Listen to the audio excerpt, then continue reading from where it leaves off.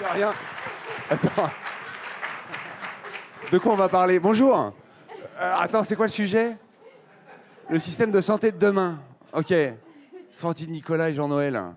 Eh bien, bienvenue. Bienvenue tout le monde. Non, je ne suis pas réveillé en plus. Nous sommes ravis de vous accueillir ici en ce jour. Avec ces trois invités absolument merveilleux, nous avons passé un long temps à préparer cette table ronde. Je ne sais pas ce qui va être dit. Je ne sais pas si vous avez prévu un ordre de passage, mais je vais vous laisser vous présenter. Chers amis, commençons par toi. Si tu veux bien, parle-nous de toi en quelques instants, quelques mots. Oui, donc je suis Nicolas Dritch, je suis chirurgien dentiste et comme c'est pas suffisant, je fais de la recherche en système complexe que j'applique au système de santé. Donc concrètement, on va utiliser plusieurs outils de l'approche systémique, soit des outils mathématiques avec la dynamique des systèmes, soit des modélisations centrées agents, soit ce qu'on appelle la triangulation systémique, c'est-à-dire qu'on va étudier un système au niveau ontologique, donc sa structure, au niveau fonctionnel, comment ça interagit entre les agents du système, comment il évolue et quelles sont les finalités du système. Donc voilà, sur le plan épistémologique, on étudie les éléments comme des ensembles. Voilà. Magnifique. Jean-Noël. Bonjour. D'où viens-tu? Toulouse. Très bien. Je suis un local. local de l'étape. Je suis chirurgien dentiste. Bonjour à toutes et à tous. Enchanté d'être parmi vous en ce dimanche matin. Je ne me sens pas fondamentalement plus légitime que toutes les personnes intéressées à parler ici de système de santé, puisque la santé, ça nous concerne tous. Je suis chirurgien dentiste également, PUPH à l'UFR Santé de Toulouse, et je fais de la recherche sur notamment la relation de soins et l'épistémologie. PUPH, tu veux préciser? Professeur des universités, praticien hospitalier. Voilà, merci. Fantine. Ben moi, je pourrais être l'élève de ces deux messieurs, vu que je suis interne en médecine générale à l'université de Bordeaux et que je n'ai donc pas fini mes études, contrairement à ces deux gens. Mais je vais essayer d'apporter la vision de médecins généralistes, puisqu'on est entouré par les dentistes ici. Donc, essayer d'élargir un petit peu. Ah, vous avez prévu une trame? Vous avez prévu un ordre? Ouais. Qui est censé commencer? En fait, on a vu que c'est un sujet qui est assez vaste et complexe. On s'est dit que ça serait sympa de l'organiser par niveau, donc le niveau micro, niveau méso, niveau macro et niveau global. Voilà. Tu veux commencer? Oui, si tu veux. Parle-nous de comment tu vois le système de santé de demain, d'après-demain. Moi, je vais juste vous raconter ce que je fais. Donc, d'abord, je suis ce qu'on appelle qualifié en médecine bucco-dentaire. En gros, on soigne les personnes que les autres ne veulent pas soigner ou ne peuvent pas soigner ou ne savent pas soigner. Donc, les personnes en situation de handicap, de dépendance, les personnes qui peuvent prendre des drogues dures ou avoir des phobies.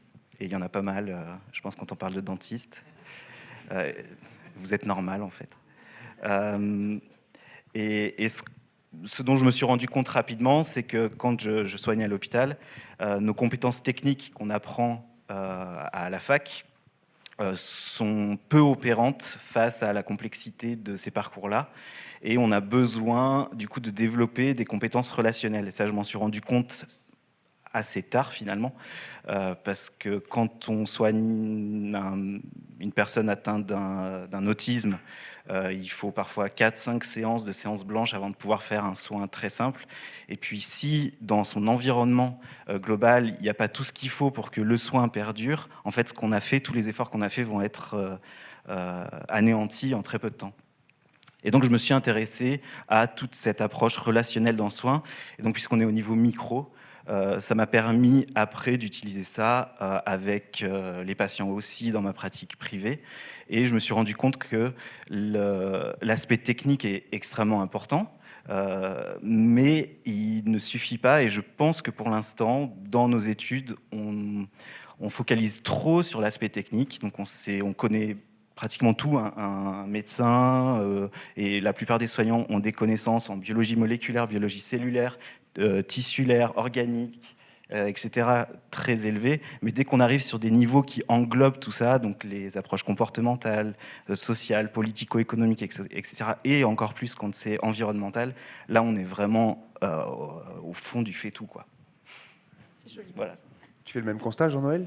Complètement, je rejoins complètement Nicolas.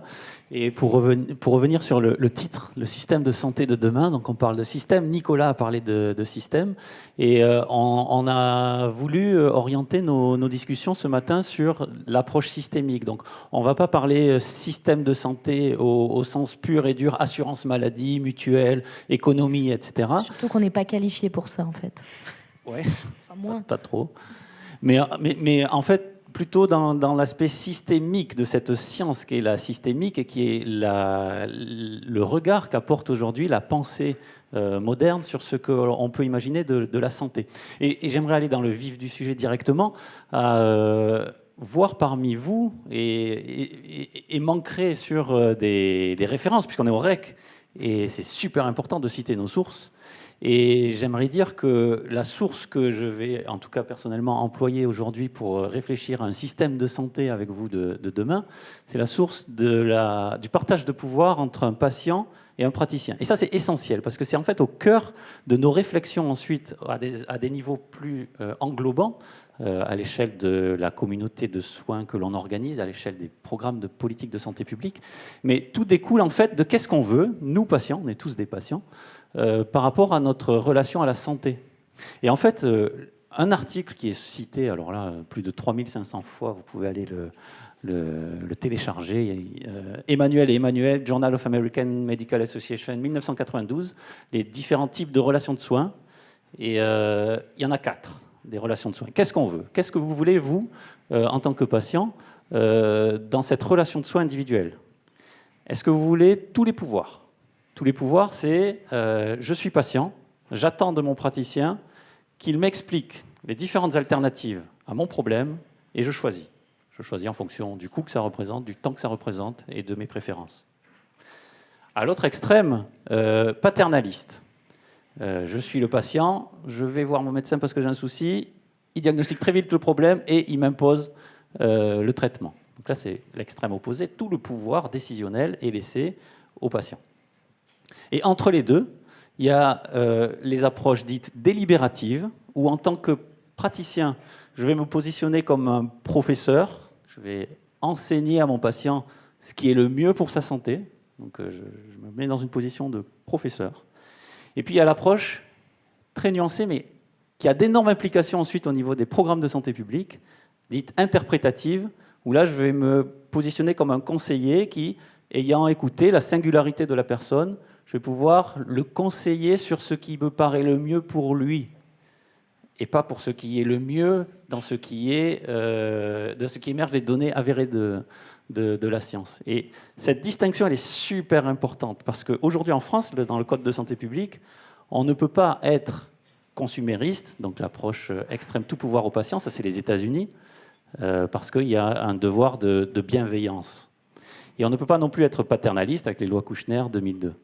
Donc aujourd'hui, on a le choix, nous, soignants, d'être soit le prof de notre patient, soit le conseiller de notre patient. Et ce choix de modèle théorique, il est super important d'un point de vue pratique, parce que de ce choix va découler tout le système de santé, en fait. Si je suis un prof, à l'échelle individuelle, je m'occupe peu en fait du parcours du patient dans sa vie et dans les parcours interprofessionnels. C'est-à-dire, je suis le spécialiste, je suis chirurgien-dentiste, il a un problème de dents. Si ce n'est pas un problème de dents, je m'occupe peu de l'accompagnement dans les parcours de santé à l'échelle méso. Alors que si je suis dans le conseil, alors je vais m'impliquer davantage. Donc, je voulais juste insister sur le socle fondamental que représente le type de relation de soins que l'on veut.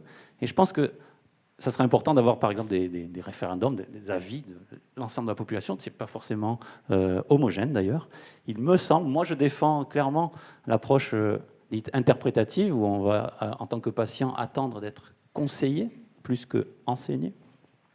Mais en fait, il faudrait que la population se prononce dessus, parce que les choix de politique de santé publique, on en rediscutera quand on montera dans les niveaux plus englobants, en découlent directement. Donc c'est important d'avoir des modèles en tête, des modèles théoriques.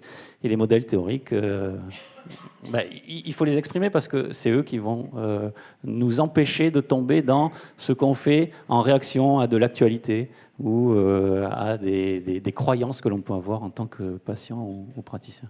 Le modèle est paternaliste en ce moment, hein, on est bien d'accord. Non, il est plutôt interprétatif. On n'a pas le droit aujourd'hui de pas recueillir le consentement du patient. Alors là-dessus, je vais apporter une nuance parce que c'est vrai que en fait, ces 4 modèles-là, c'est des trucs. Ça tombe bien parce que nous aussi, ça nous a enseigné comme ça à la fac, donc on part sur les mêmes bases. En fait, ces 4 modèles-là, il ne faut pas les voir comme des choses exclusives. C'est-à-dire qu'en fait, dans la relation singulière entre un patient et un médecin, on utilise ces 4 modèles-là constamment, parce que le patient qui vient nous voir, l'exemple typique, c'est la patiente qui vient nous voir, qui dit bonjour docteur, j'ai une cystite, il me faut du Monuril. La patiente, on la connaît depuis 20 ans, c'est sa 5e infection urinaire. Elle connaît très bien sa maladie, elle sait très bien ce qui se passe. Elle arrive, elle est dans le consumérisme parce qu'elle a déjà fait son autodiagnostic, elle sait déjà ce qu'elle veut. Et on sait qu'elle a raison. Et dans ces cas-là, en fait, on est dans le consumérisme pur parce que dans ce cas-là, ça se justifie. Et il y a des fois, on est obligé d'être dans le paternalisme quand on a des choses, par exemple des annonces de maladies graves, des choses comme ça. Le patient, on peut pas lui dire alors qu'est-ce que vous voulez comme chimiothérapie, voilà. Dans tous les cas, on fait. Surtout dans l'urgence, en fait. Voilà, oui, ou dans l'urgence quand on est en réa en urgence, on peut pas dire à la personne est-ce que vous voulez qu'on fasse un petit massage cardiaque, on vous intube, qu'est-ce que vous en pensez. Quand il faut agir vite, il faut agir vite. Et dans ces cas-là, on est complètement paternaliste parce qu'on a, entre guillemets, pas le temps et on peut pas se le permettre. Et après, le côté entre l'interprétatif et le professoral, ça dépend du patient et surtout, au sein de la même consultation, en fait, on peut utiliser ces 4 modèles-là en fonction de ce qu'on veut faire passer et sur le suivi d'un patient au long cours, on utilise préférentiellement certains modèles parce qu'on sait qu'il y a des patients qui vont avoir besoin qu'on leur explique. Et des patients qui veulent savoir, qui veulent comprendre, ils ont une rhinopharyngite, mais ils veulent comprendre pourquoi le lavage de nez, comment c'est fait à l'extérieur, à l'intérieur, ils posent des questions, etc. Il y en a d'autres, ils s'en foutent, ils veulent juste qu'on leur donne des antibiotiques. Donc on va quand même être professoral, mais on leur dit les antibiotiques, vous savez, pas forcément. Et il y en a d'autres qui vont dire oui, mais moi je sais pas trop. Et puis oui, mais là par exemple, vous me donnez ça à prendre 3 fois par jour, mais c'est compliqué pour moi parce que je suis au boulot le midi et puis je peux pas forcément. Voilà. Et donc tout ça en fait, c'est des modèles différents qui vont s'imbriquer et qui vont être utilisés tout au long du parcours de soins du patient par les différents acteurs à différents moments. Et sur le côté un peu plus historique, le modèle patriarcal. J'ai pas ça dans ma fiche. Je suis si fatiguée. C'était pas marqué. Le modèle paternaliste, c'est celui en fait qui est historiquement en fait dans la médecine. C'est le médecin a le savoir, le médecin a le pouvoir. Il y a une relation descendante. Il donne sa prescription, le simple mot de prescription. Il prescrit au malade ce qu'il doit faire. Ça, c'est en train d'évoluer du coup vers une approche plutôt quand on se met d'accord, de négociation entre le patient et le praticien pour réussir à trouver un accord vis-à-vis de l'approche donc evidence-based medicine, qui n'est absolument pas ce qu'elle veut dire, parce que evidence-based, ça veut dire basé sur les preuves, mais en fait l'evidence-based, c'est la science, donc les données de la science, c'est les habitudes du praticien et la situation particulière, et c'est les préférences du patient.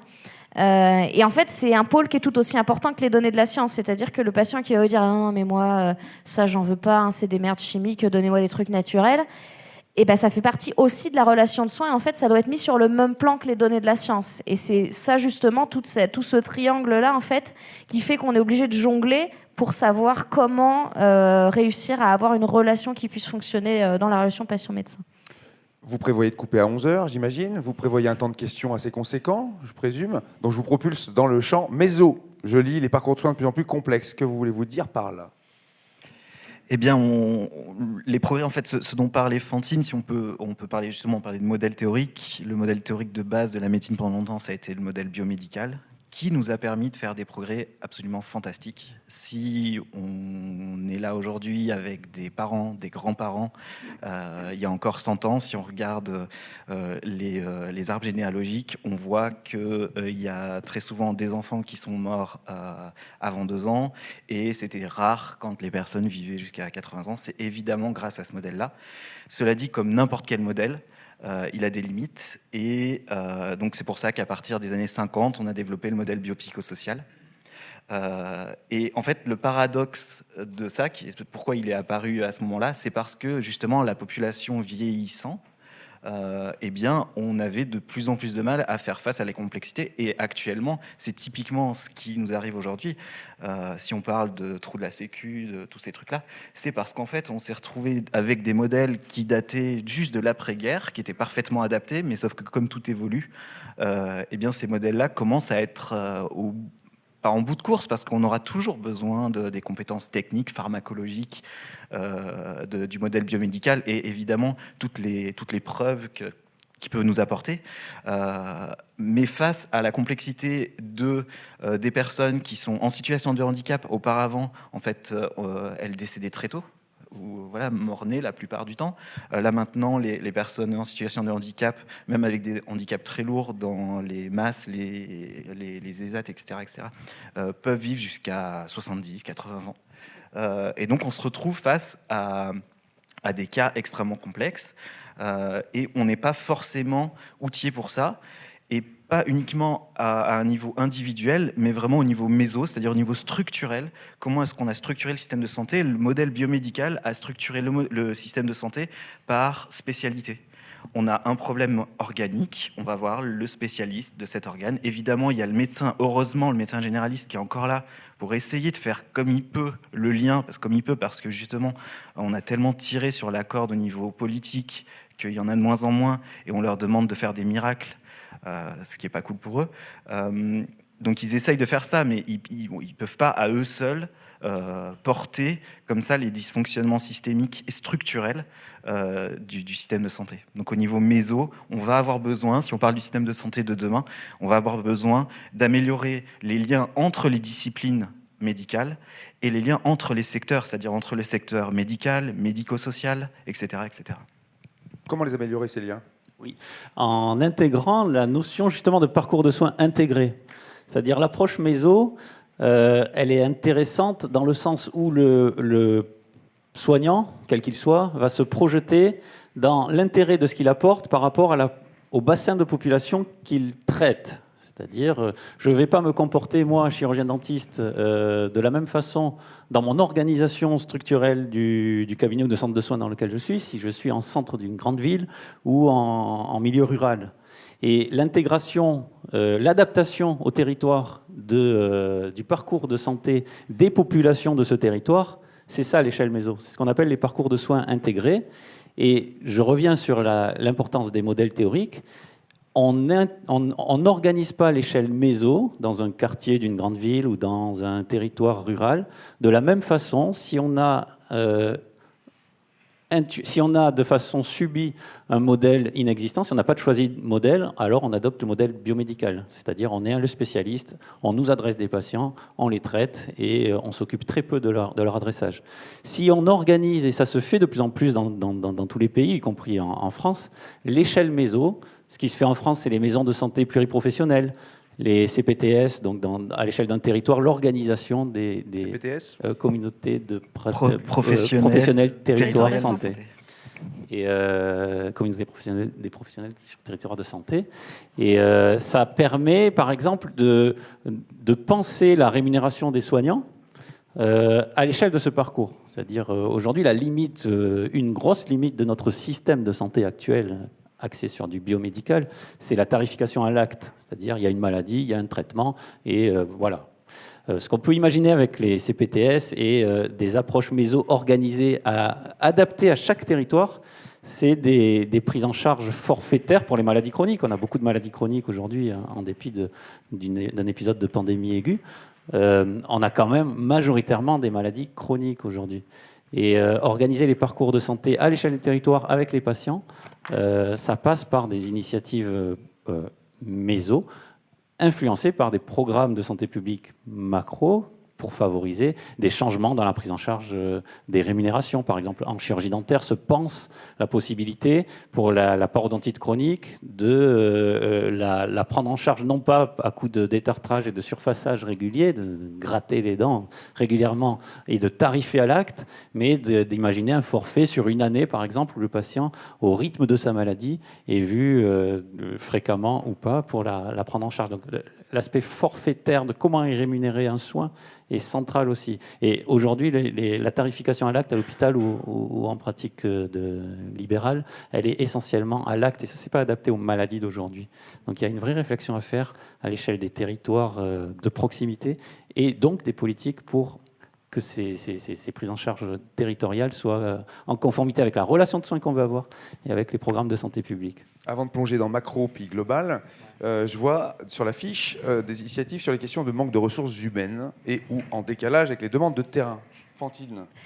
Justement, là-dessus je voulais rebondir. Le meilleur exemple, je pense, c'est le domaine de la psychopsychiatrie, de la psychologie/psychiatrie. On ne va pas faire de sondage dans la salle, mais je pense qu'on est un certain nombre à déjà avoir eu besoin de se dire tiens, ce serait bien que je voie un psychologue ou un psychiatre, et à se dire je fais comment ? Donc je vais voir mon médecin généraliste qui me dit oui, vous pouvez aller voir un psychologue, vous allez payer.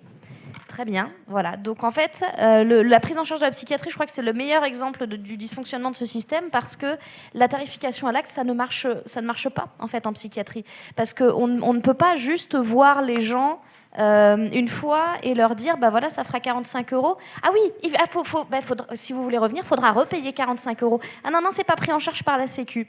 Voilà. Ah non, les mutuelles non plus. Les mutuelles, elles préfèrent rembourser l'homéopathie et les énergéticiens. Donc, mais c'est véridique, hein, les mutuelles ne remboursent pas les consultations diététiques, elles ne remboursent pas les consultations psychologues, mais elles remboursent l'ostéopathie. Et donc, ça, c'est un problème autre sur le remboursement, mais sur la psychiatrie, en fait, la seule chose qu'on puisse faire dans le parcours de soins coordonnés et intégrés, c'est orienter les patients chez des psychiatres. Sauf que les psychiatres ne peuvent pas voir tous les patients qui ont des dépressions légères à modérées parce qu'ils n'ont juste pas le temps, en fait, ils ne sont pas assez nombreux. Donc, du coup, ça fait des délais à rallonge pour les psychiatres. Et les psychologues, il y a un énorme écart qui se crée entre les personnes qui ont les moyens d'aller payer un psychologue libéral à 35, 40, 50 € la consultation, et ceux qui n'ont pas les moyens de le faire, qui donc vont dans les CMP, qui sont les centres médico-psychologiques de proximité, qui ont un maillage territorial qui est bien fait, mais où il y a 3, 4, 6 mois d'attente. Et ça, c'est peut-être le truc le plus révélateur du dysfonctionnement de notre système de santé actuel et de la prise en charge des maladies chroniques, dont les maladies psychiatriques. Sur le mot mutuel, je précise quelque chose. Derrière le mot mutuel se cachent parfois des assurances santé, et donc le modèle est bien souvent celui de l'assurance santé, du code des assurances, alors que le modèle mutualiste, lui, est beaucoup plus élégant de mon point de vue, et est souscrit au code des mutualités à but non lucratif. Donc je trouve qu'il y a un rapt qui a été fait sur le mot mutuel, vous êtes d'accord avec ça, hein, alors qu'il faudrait parler d'assurance santé malheureusement. Si vous avez un doute, vous regardez dans la notice de votre mutuelle, entre guillemets, si c'est vraiment une mutuelle, c'est pas toujours le cas. Oui, et méfiez-vous parce que vous pouvez du coup financer des gens qui vont après financer des stades de foot. Ils vont appeler l'Allianz Arena ou je ne sais quoi, d'accord ? Et en fait, vous donnez de l'argent pour votre santé et en fait, ça finit à... Voilà. On prend encore 5 minutes pour plonger dans le monde macro. Plongeons dans le monde macro. Je vais continuer en fait avec ce que disait Fantine, par exemple sur les psychologues. Au niveau macro, on a, pareil, depuis plusieurs décennies, entre la gouvernance, les syndicats représentants des soignants, des jeux à somme nulle. C'est-à-dire qu'il faut un gagnant, un perdant. Donc soit c'est la gouvernance par rapport à une discipline en particulier, soit c'est une discipline qui est mise en compétition avec une autre. Donc là, typiquement, il y a eu tout un barouf entre les médecins et les kinés, et puis les infirmières avancées, etc. Les infirmiers de pratique avancée. Voilà, merci. Et ça, c'est typiquement quelque chose qui est structurellement fait pour qu'en fait, il y ait un gagnant et des perdants. Et là, sur la psychologie, par exemple, on essaye de faire en sorte que la psychologie soit remboursée. Alors, a priori, comme ça paraît une bonne chose, hein, on aurait besoin de ça. Mais on ne prend pas en compte la complexité des choses et on va dire, en fait, les psychologues, vous allez être payés, je crois que c'est 50 € quoi qu'il arrive. C'est 50 € par consultation et Voilà. c'est 8 consultations. Alors c'est le dispositif Mon Psy alors tout le monde y est éligible. Il faut juste passer par un médecin généraliste avant. Et donc vous tapez monpsy.gouv.fr, c'est facile. Et ça représente 10 séances de psychologie remboursées par la sécurité sociale par an. Donc pour les bénéficiaires de la C2S remboursées intégralement et pour ceux qui ne le sont pas remboursés également par les mutuelles. Sauf que seulement certains psychologues sont conventionnés parce que c'est pas très très bien fichu, et c'est seulement 10 séances par an, donc pour des personnes qui nécessitent des suivis chroniques, en fait, c'est pas du tout adapté. Et il y a ce problème-là qui est, si on devait justement parler de modèle, ce modèle est quand même assez gênant par rapport à la gouvernance, c'est qu'ils ne sont intéressés que par le quantitatif. Et donc ils vont tout gouverner comme ça. Par exemple, on parlait des tarifications à l'acte à l'hôpital, dans un service d'endocrino ou de diabéto. Il faut qu'ils aient leur quota d'amputation à l'année. Sinon, à la fin de l'année, ils n'auront pas le budget alloué pour l'année suivante. Ça paraît absurde, mais c'est ça. Hein. Okay, de mon côté, par exemple, donc certaines personnes en situation de handicap, on ne peut pas les soigner à l'état vigile, donc on les soigne au bloc opératoire, sauf qu'on m'a mis en compétition avec un urologue, et comme il fait beaucoup plus d'actes que moi, parce que moi je ne peux pas soigner beaucoup de personnes en situation de handicap, du coup on va favoriser lui, parce qu'on pourra mettre plus de forfaits dans l'après-midi, de forfaits anesthésistes, etc. Donc il y a cette domination du tout quantitatif qui pose un vrai problème, je pense. Alors, je ne suis pas en train de dire qu'ils font ça de manière... c'est pas un complot, je ne sais quoi, mais juste, c'est vrai que l'avantage du quantitatif, c'est que ça va vite, sauf que quand on est face à la complexité, à un moment donné, on a besoin aussi de comprendre comment ça marche. Et donc, l'approche de la gouvernance en position haute qui explique aux soignants comment ils vont devoir faire, au bout d'un moment, ça a des limites. Et ce dont on parlait avec les psychologues, c'est exactement la même chose pour les médecins. On ne peut pas mettre au même niveau une consultation de Madame Michu qu'on voit depuis 20 ans, qu'on connaît très bien, etc. On salue Madame Michu. Oui, la pauvre. Si elle est dans la salle. Et le qui s'appelle Madame Michu. Là. Oui, oui. Et le nouveau patient qui arrive parce que son médecin est parti à la retraite et puis qui a une polypathologie, et le médecin il va devoir prendre un temps fou pour essayer de vraiment l'accompagner du mieux possible, et pourtant ça va être quand même 25 € à la fin. Donc quelque part on fait du relativisme, c'est-à-dire tout se vaut, quoi. Toutes les consultations se valent, toutes les consultations psychologiques se valent, qu'on ait une phobie simple ou une phobie ultra complexe, on en a soigné une, il y en a une nouvelle qui apparaît, etc. Tout sera à 50 €, c'est pareil pour tout le monde. Donc ça pose un vrai problème de ne pas différencier et de ne pas apporter un peu de qualitatif là-dedans. Jean-Noël, tire-nous vers le globo, lentement mais sûrement. Ouais, je vais continuer sur le macro un peu, parce que le globo, c'est une distinction que l'on fait de plus en plus entre le macro et le globo, et je me rends compte avec horreur qu'on n'a pas cité nos sources sur cette hiérarchisation micro, méso, macro, globaux, et c'est important de citer les sources. Et les sources, c'est vraiment le modèle de Bronfenbrenner, si vous êtes intéressé.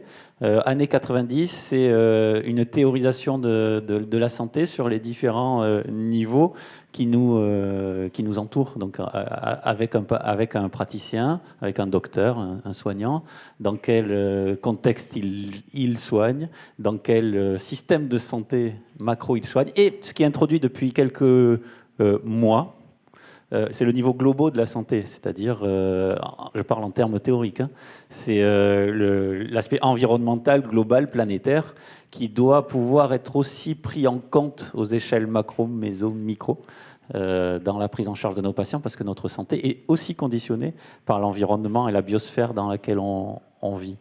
Et donc, pour rester un peu sur l'échelle macro, elle est super importante aussi, comme les trois autres, parce que c'est elle qui va déterminer, par exemple, quel professionnel de santé on va former, dans quels UFR.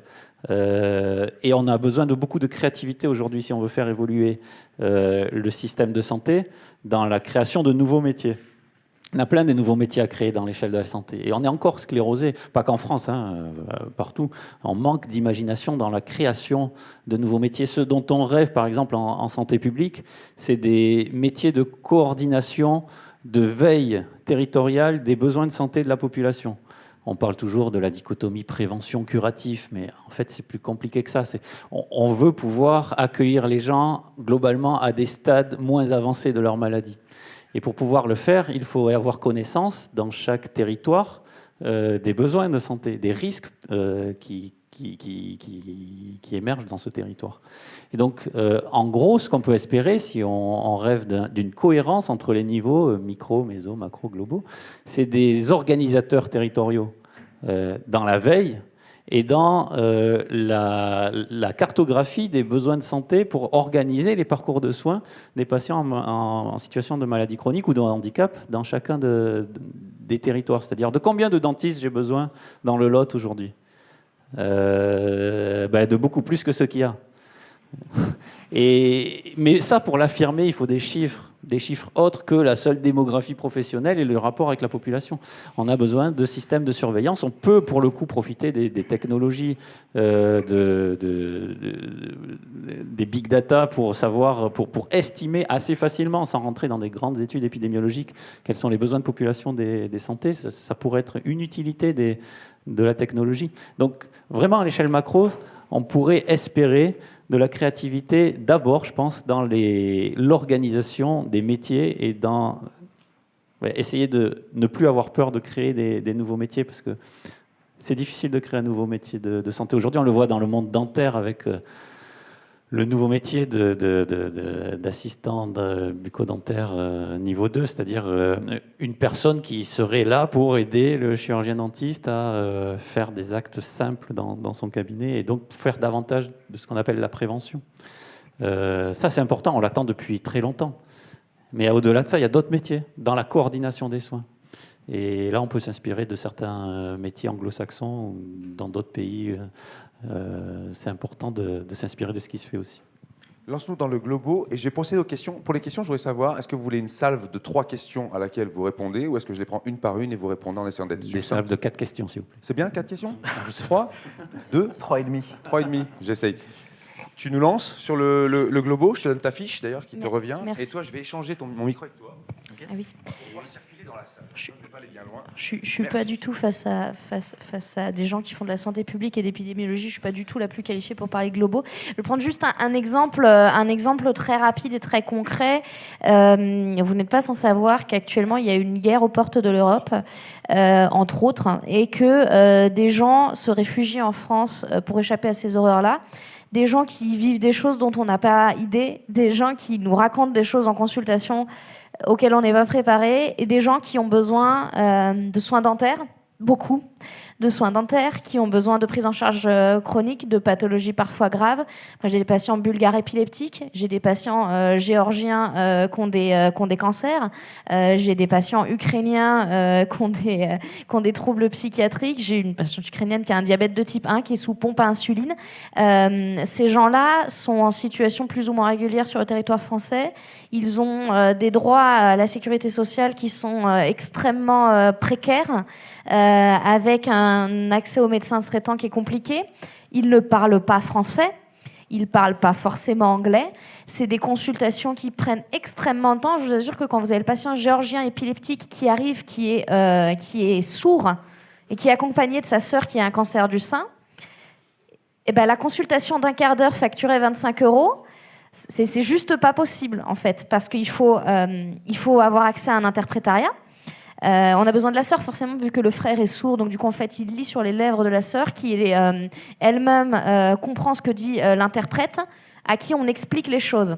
Donc on a 4 personnes dans le bureau de consultation, donc il faut avoir l'interprète, il faut avoir le temps de le faire, et il faut en fait mobiliser toutes ces ressources-là. Ces gens-là, il faut les orienter vers un assistant social pour qu'ils puissent avoir des droits, pour qu'ils puissent avoir accès à un logement, truc un petit peu con mais un peu utile quand même, qu'ils puissent comprendre comment avoir des ressources financières, comment pouvoir se loger, se nourrir, comment savoir leur expliquer comment ils peuvent avoir accès aux soins dentaires. Moi j'ai la chance de travailler juste à côté d'une d'une permanence d'accès aux soins de santé dentaires, qui est juste au même étage, donc on peut facilement orienter les gens. Mais quand vous êtes au fin fond de la Creuse, pour ne pas citer Sylvain, c'est beaucoup moins compliqué, c'est beaucoup moins facile, pardon. C'est beaucoup plus compliqué.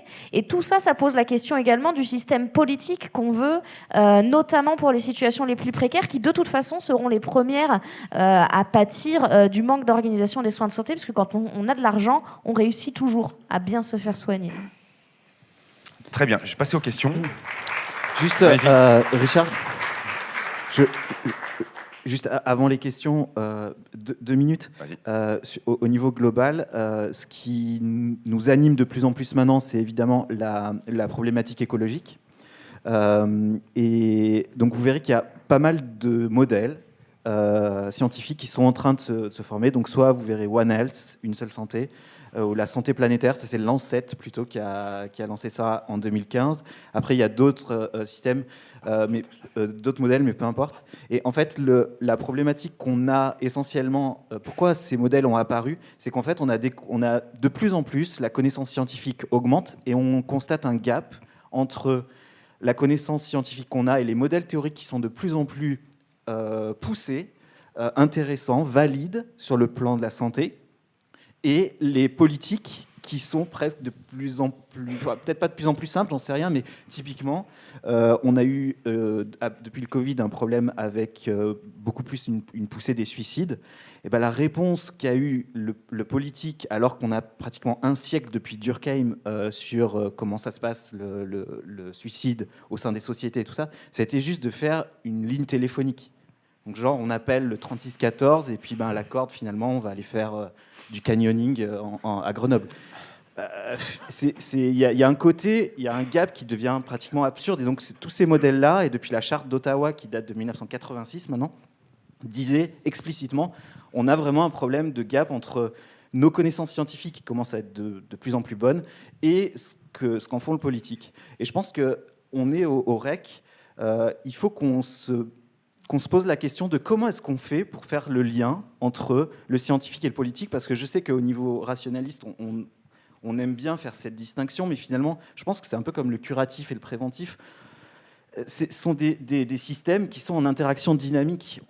Le système scientifique est modélisé par le système politique qui, lui-même, après, va essayer d'influencer dessus. Et je crois qu'il faut vraiment qu'on se pose pour le système de santé de demain. Ça ne sert à rien de multiplier encore la connaissance scientifique. On a vraiment des bonnes connaissances maintenant en santé, même sur les systèmes de santé, sur les sciences des organisations. Mais juste maintenant, il faut les mettre en pratique. Et donc, il faut voir comment est-ce qu'on fait. 3 règles pour les questions. Soyez bref ou brève. Mettez un point d'interrogation à la fin, que ce ne soit pas une tribune.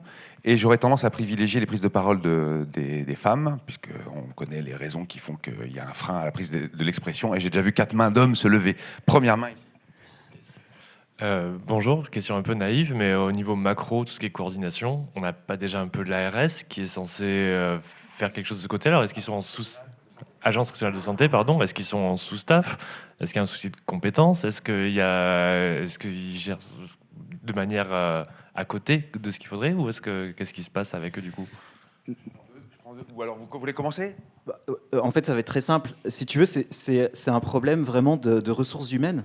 Quand ils sont 10 pour gérer des problèmes de population de je sais pas, 15 millions de personnes, comment ils font? Tu vois, ils peuvent être les personnes les plus compétentes du monde, les plus bien intentionnées, tout ce qu'ils veulent. Juste, c'est pas possible, quoi. On est sur le plan physique, on parlait des connaissances scientifiques, sur le plan matérialiste, on n'a ni le temps, ni au niveau attentionnel, au niveau de notre cerveau, on peut pas, quoi. Ils peuvent pas, donc ils essayent de faire ce qu'ils peuvent, mais c'est ridicule, on donne pas les moyens. Et même au niveau départemental, tu as les DAC, maintenant, les dispositifs, je crois, d'accompagnement, de coordination de soins ou un truc comme ça. Bah pareil, si tu regardes l'organigramme, ils sont 3, quoi. En gros, pardon. Non, juste, en gros, tout existe en termes d'institutions, mais il faut accentuer. Dans chaque niveau, on sait comment se comporter à l'échelle méso avec un patient si on veut être interprétatif. Les CPTS, les MSP, les ARS existent. Le ministère de la Santé existe. L'OMS existe. Après, il y a beaucoup à accentuer dans la cohérence et la coordination entre ces différents niveaux-là. C'est souvent, effectivement, une priorité de personnes, d'effectifs dans chacun et de pouvoir aussi. Bonjour, je suis Jean-Marc Huyghe, je suis médecin généraliste dans le secteur. Je suis vice-président justement d'une CPTS qui s'est créée sur le site Coval, Communauté des professionnels de santé, et médecin généraliste depuis très longtemps. Au niveau micro, je pense qu'il faudrait revenir un peu sur l'épidémie de Covid, et quand ma relation médecin-malade a souvent été très impactée par le rappel des droits et des devoirs également des patients.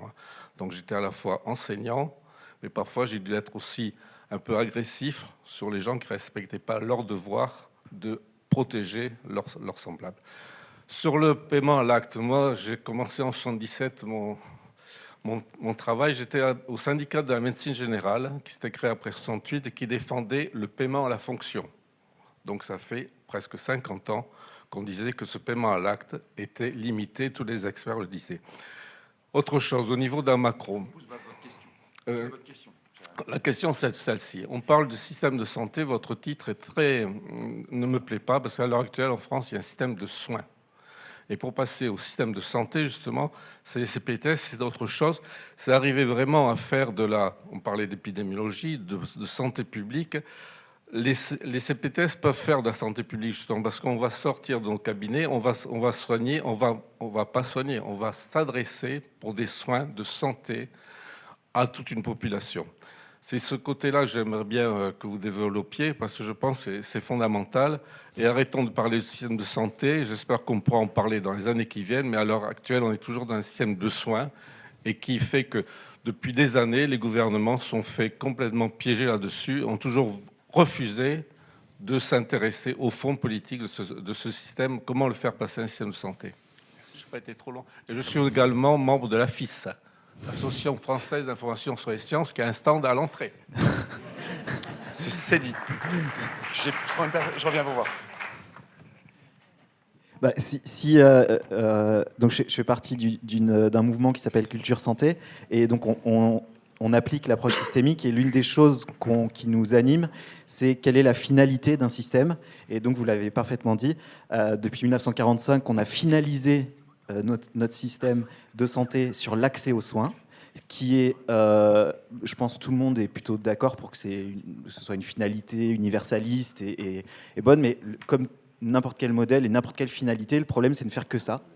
Et là on arrive au bout de ce système-là. Et donc nous, ce qu'on propose avec Culture Santé, c'est de favoriser au minimum l'accès à la santé, et peut-être même encore plus si on est sur une approche globale, un accès à la qualité de vie en fait.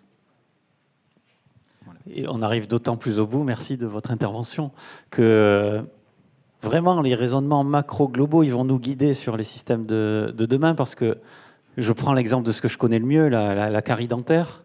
La carie dentaire, on sait la soigner, souvent trop tard pour conserver les dents sur les populations les plus précaires. Qu'est-ce qu'on fait aujourd'hui en termes de santé, et pas de soins, pour manger mieux, manger moins de sucre?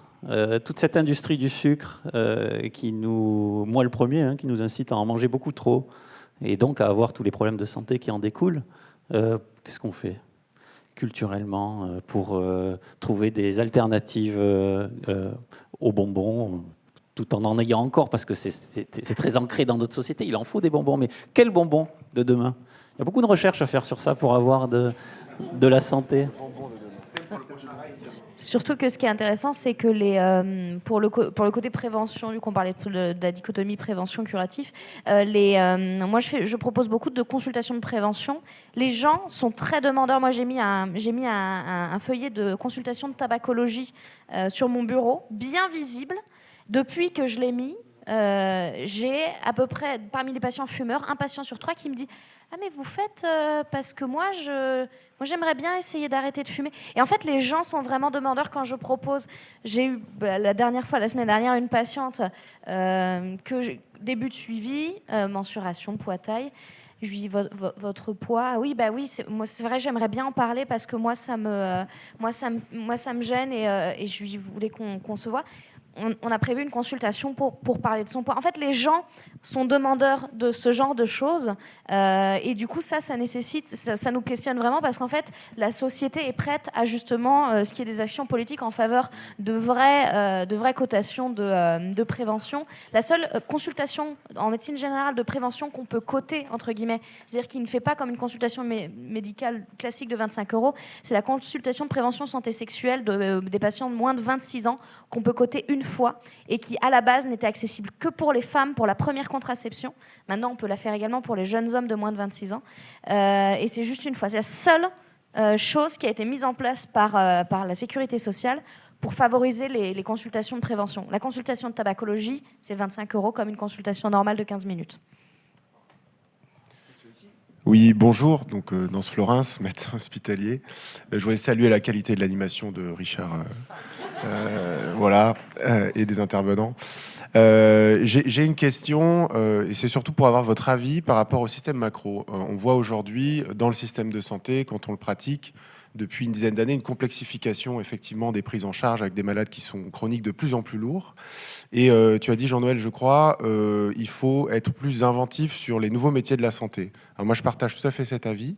Ces métiers, et tu l'as rappelé, ils existent chez les anglo-saxons, notamment aux États-Unis, pour des raisons qui n'étaient pas les nôtres, c'est-à-dire que eux, ça leur coûtait moins cher de diviser effectivement le temps médical, ce que nous ne faisons pas, et qui, pour moi, est probablement fondamental pour construire un système de santé, puisque ce qui nous manque, c'est du temps humain dans l'humanité avec un grand H, mais aussi dans le faire du soin.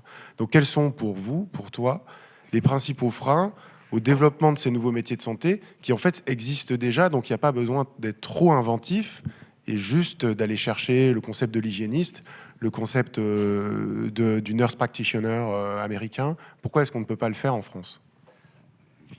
Je ne suis pas certain d'avoir une réponse définitive, mais ce qui me vient immédiatement en tête par rapport à cette question, c'est la notion de partage de pouvoir. Est-ce que tous les dentistes, si je prends l'exemple des dentistes, mais on l'a aussi avec les médecins, sont OK pour laisser une certaine partie de leur acte à un autre métier ? Dans la création des nouveaux métiers, ça veut dire repenser les codes de déontologie, les refaire, et donc empiéter sur du pouvoir. Et c'est pour ça que j'ai parlé dès le début de la notion de quel modèle à l'échelle micro on veut. Parce que si on ne partage pas le pouvoir, si on est trop dans un modèle biomédical à tendance paternaliste, alors on ne va pas vouloir créer de nouveaux métiers. Est-ce qu'on veut partager notre pouvoir entre professionnels de santé? Parce que partager le pouvoir, ça veut dire partager les décisions, ça veut dire partager les rémunérations. Et donc je pense qu'il y a un blocage dans ces partages-là au niveau des institutions, notamment des institutions ordinales. Et j'ajouterais que ce qui modélise, qui structure beaucoup la manière dont on va soigner, sont nos conventions. Si on regarde par exemple les conventions dans ma spécialité, il y a un gros paradoxe, c'est que plus tu vas être dans le fait d'éviter que les maladies apparaissent et moins, soit ça n'existe pas, c'est-à-dire une consultation d'éducation thérapeutique dont on sait maintenant que c'est quand même validé en bonne partie scientifiquement pour soit éviter que la maladie apparaisse, soit réduire tout ce qui est donc prévention secondaire, tertiaire, etc. Ça n'existe pas. Alors que si ça existait, on pourrait commencer à le déléguer de manière tout à fait concrète à des gens qui n'attendent que ça, nos assistantes. En tout cas, dans mon cabinet, en fait, les assistantes aident à faire des consultations d'éducation thérapeutique, sauf que c'est gratuit. Et donc, créer ça et valoriser, parce que c'est pas possible, en fait, que la conséquence de la maladie soit carieuse parodontale, c'est-à-dire quand on perd nos dents, permette à celui qui fait l'acte, le chirurgien, d'être mieux valorisé sur le plan financier, économique, que celui qui essaye d'éviter que la maladie apparaisse. C'est pas possible. Donc l'implantologiste, il va gagner beaucoup mieux sa vie que celui qui essaye juste d'éviter que les problèmes arrivent. Tu vois, le paradoxe, c'est une injonction paradoxale terrible, en fait. Il nous reste exactement 5 minutes. Je vais prendre 3 questions à la volée. Vous prenez celle que vous voulez ensuite pour répondre, chacune. Merci. Le système de santé est ou devient assez classiste, comme vous l'avez dit, Fantine. Qu'en est-il des sans domicile fixe? Comment sont-ils pris en charge? Merci. C'est compliqué. Deuxième question. Donc, voilà, donc je suis Luc Daucher, je suis médecin santé publique hospitalo-universitaire à Lille. Donc, vu ma fonction, je ne devrais pas avoir de questions à poser, mais plutôt des réponses à apporter. Malheureusement, j'en ai pas beaucoup. Ça avance, mais tout doucement. Je vais juste apporter un témoignage. C'est vrai que nous, on a des internes en santé publique qui arrivent en première année avec des motivations, avec toutes ces problématiques en tête, de dire on va organiser les soins, on va faire la progression en population, etc. Et après, le problème, c'est qu'il n'y a pas beaucoup de postes. Quand il y en a, c'est pas bien payé. Donc, en fin d'internat, ils deviennent réalistes. Ils rentrent dans les départements d'information médicale pour expliquer à leurs collègues que ce serait bien de faire un peu plus d'amputation pour équilibrer le budget de l'hôpital. Voilà. Merci. Cette remarque. Quand vous entendez système macro, c'est pas système Macron, hein, c'est système macro. Un biais fondamental dans la relation de confiance entre le médecin et le patient, c'est qu'il y a souvent des conflits d'intérêts. Il peut y avoir en tout cas des conflits d'intérêts, notamment parce qu'il y a des problèmes d'argent. Je pense notamment à tout ce qui est prothèses. J'ai été personnellement consultant dans des laboratoires pharmaceutiques, et notamment qui vendaient des prothèses orthopédiques. À un moment donné, la sécurité sociale a déremboursé les prothèses de hanche, enfin les a remboursées mais à un tarif fixe, avec le TIPS. Et d'un seul coup, on a vu le nombre de prothèses de hanche qui chutait. Et là ils avaient oublié de mettre un prix fixe pour les prothèses de genoux. Et du coup, le nombre de prothèses de genoux a été multiplié par 3 en l'espace de 2 ans. Je me pose aussi la question concernant les prothèses dentaires, puisque vous êtes dentiste. On a vu des scandales récemment à Marseille avec quelqu'un qui arrachait toutes les dents pour mettre des prothèses n'importe comment. Et maintenant qu'on n'aura pas résolu ce problème de... Comment est-ce qu'on peut faire pour arriver à limiter ce genre d'abus et qui limite la confiance, bien sûr? D'ailleurs, il me semble que la loi vous impose, normalement, avant de prendre la parole en public, de donner vos liens d'intérêt. Vous l'avez fait? Non. Allons-y. A priori, je n'en ai pas. Très bien. J'ai pas de gain d'intérêt financier, mais idéologiquement, j'ai une approche constructiviste. Très bien. C'est beau. Moi, j'ai une fois mangé des pains au chocolat avec un labo dont j'ai oublié le nom, qui faisait des appareils de ventilation mécanique quand j'étais à l'externat. Je crois que c'est tout. C'est mal. Si j'avais su... Non, mais mon nom, c'est parce que vous me trouverez sur le site du gouvernement. Oui. C'est pour ça, en fait. C'est encore écrit. Et moi, je n'ai pas de lien d'intérêt avec aucune industrie, quelle qu'elle soit. Je vous en prie, prenez à la volée celle qui vous plaît. Oui. Sur les personnes sans domicile fixe, en fait, la question, c'est dans l'approche globale en fait du patient, c'est que moi je travaille actuellement en maison de santé, donc entre guillemets c'est un peu facile parce que c'est la secrétaire qui fait notre taf à ce niveau-là. C'est-à-dire la secrétaire prend les coordonnées du patient et donc son adresse. Et on a, en fait, moi je travaille en ce moment avec des populations quand même assez précaires. On a à peu près un tiers de notre patientèle, c'est des patients migrants non francophones. Un tiers, c'est des étudiants. Et l'autre tiers, c'est des gens qui ont des ressources à peu près correctes pour vivre.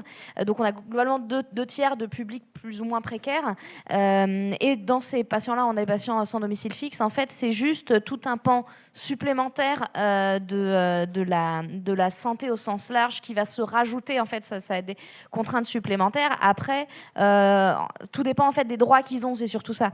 S'ils ont pas de droits ouverts, parce que une partie des personnes sans domicile fixe sont non françaises et donc en situation irrégulière sur le territoire. À ce moment-là, c'est les permanences d'accès aux soins de santé vers lesquelles il faut les réorienter. Donc des structures de soins en fait qui prennent en charge toutes les personnes, quelle que soit leur origine, etc., qu'elles aient ou pas, quand elles n'ont pas de droits ouverts à la sécurité sociale. À partir du moment où les personnes ont des droits à la sécurité sociale, elles peuvent être réorientées vers le système ambulatoire. Nous, où je travaille au CHU de Bordeaux, à l'hôpital Saint-André. On a la chance de travailler en maison de santé pluridisciplinaire, juste 2 étages en dessous de la permanence d'accès aux soins de santé. Donc en fait, les patients arrivent via les associations, sont orientés à la PASS. Donc ils ont une prise en charge avec une assistante sociale, ce que nous malheureusement on n'a pas encore et qui nous manque beaucoup. Et une fois qu'ils ont des droits, ils descendent chez nous à la maison de santé, on les prend en charge sur le suivi global. Mais c'est ça en fait qui manque le plus souvent, c'est qu'en fait la personne sans domicile fixe, des trucs tout bêtes. On a eu un patient avec une mycose des orteils, 2 possibilités, un traitement d'une semaine, un traitement de 3 semaines. On se dit en fait que le traitement de 3 semaines chez un patient qui vit, de toute façon une mycose des pieds, faut vous laver tous les jours. Je peux pas. Faut changer de chaussettes tous les jours. Je peux pas. Bon. Et en fait ça met en perspective toute notre notion. Il y a plein de choses en fait en tant que personnes qui ont un logement auquel on pense pas. Et en fait, quand on dit aux gens, oui, du coup, le vaccin, vous allez le garder, on va le garder, et puis vous allez venir le faire parce qu'effectivement, vous n'avez pas de frigo pour garder le vaccin. Donc, c'est toutes ces choses-là auxquelles il faut penser. Donc, ça complexifie la prise en charge.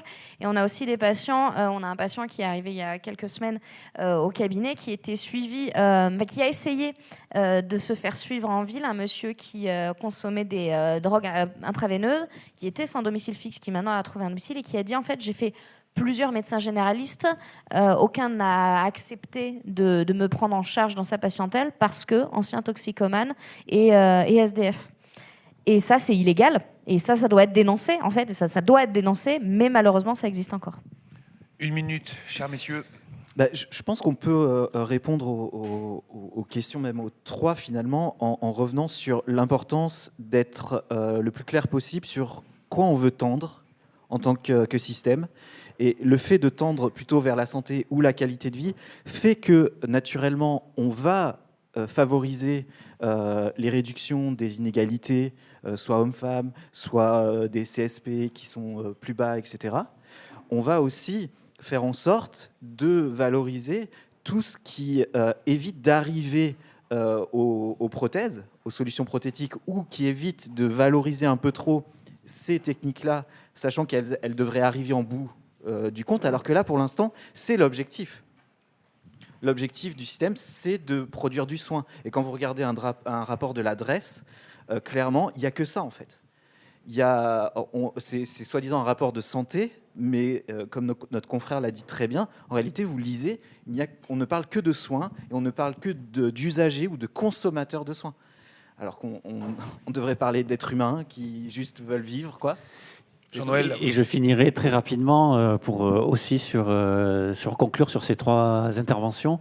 L'importance des modèles théoriques pour éviter les conflits d'intérêts. C'est important qu'un soignant se dise que ça ne va pas quand il est obligé d'être essentiellement rémunéré par de la prothèse et donc intervenir lui-même dans les échelles méso et macro en participant à des sociétés savantes, en participant à des réflexions pour faire bouger les choses, pour que les parcours de soins soient plus proches de la prévention et dans la coordination interprofessionnelle et puisse aussi être conscient des difficultés économiques en, pourquoi pas, participant aux actions des permanences d'accès aux soins de santé, etc., en réseau ville-hôpital. Bref, le modèle Montréal-Toulouse qu'on a publié il y a maintenant 3 ans permet de décrire l'implication du soignant aux échelles méso et macro également. Et ça, c'est peut-être une perspective qu'on peut avoir dans le futur.